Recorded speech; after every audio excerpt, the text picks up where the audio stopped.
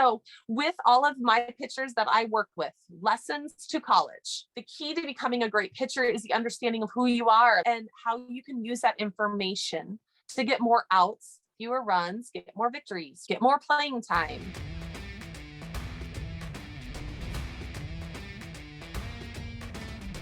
Self-IQ. We have your strengths and weaknesses. You can look yourself in the mirror and say, this pitch hurts me. This pitch helps me. These are my strengths. Maybe it's only one strength. It's okay, but you know who you are. You know what you have to go into battle. And when you know that, when you have that self-IQ, it gives you confidence. I doubt there's many travel ball coaches that can approach a pitcher before the game and say, hey, this is how we're going to go after this team. They have some really big hitters. This is what we're going to do.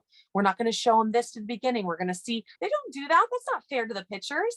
When you have self-IQ about, you're like, come on, bring it on. I'm prepared. I'm ready for you. If you beat me, great. But I'm going to come to battle prepared. I know who I am. You know your body and your mind and how to prepare for peak performance. Maybe you're more of a morning trainer instead of practice because you're like, you know what? I need to go out when I'm fresh because after school, I'm just so tired. I don't have good workouts. You know what's going to be the best for yourself. Everybody is different. Don't rely on your coaches or your parents to lead you. Self-IQ is so important because you take ownership. Listen, I have 3 daughters. They're not super motivated most of the time. We have to lead them. Hey, we're going to go out and practice.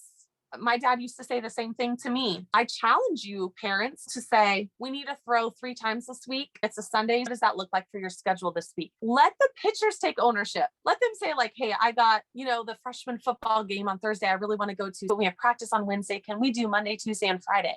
Then when you go out and practice with them, they should go out with a plan. They have this workout versus we're always telling them what to do. That's that self-IQ. They can take ownership and they don't rely on someone just always making them robotic. There's a lot of robot pitchers out there. How can you make your daughters different? Let them lead. Let them take ownership. Then we have their work ethic. If you're going to be elite, you're going to be an All-American, you're going to have some of these qualities, most of them. You're confident in yourself. My oldest daughter's only 9. We haven't really hit that insecurity phase, but sometimes the middle schoolers, they're not confident in themselves. So how can we build that confidence with them? Being strategic with how we practice, giving them the tools to feel prepared. They buy into them versus always being told. They're self-driven. You're creating that. Even if you have to guide them to say, hey, what does this week look like? They're driving their journey. They're the captain of their ship. They set goals. When I was setting goals in college, I would practice with purpose because I knew that I got that first 10 strikeout game and I'm like, ooh, this feels good. I got to practice. I got to keep that in my mind of what I want from that next game. So I practice with purpose. This is a big one. Now it's hard, especially if your daughter or if you're a pitcher that you are a perfectionist. You're hard on yourself. I get it. My oldest daughter is the perfectionist. My middle child's the emotional one. The truth seekers, it's hard to hear where your weaknesses are. It's hard to hear that it's not good enough. I get that. But if you want to be great, if you want to be an All-American, you have to seek that truth. It's so important because when you do it and you ask your coach, hey, what do I need to work on to get more innings? Or when you ask your pitching coach, I want to become the starter on my team. What am I lacking? Tell me the truth because I want to be great. And I know being great isn't all roses all the time.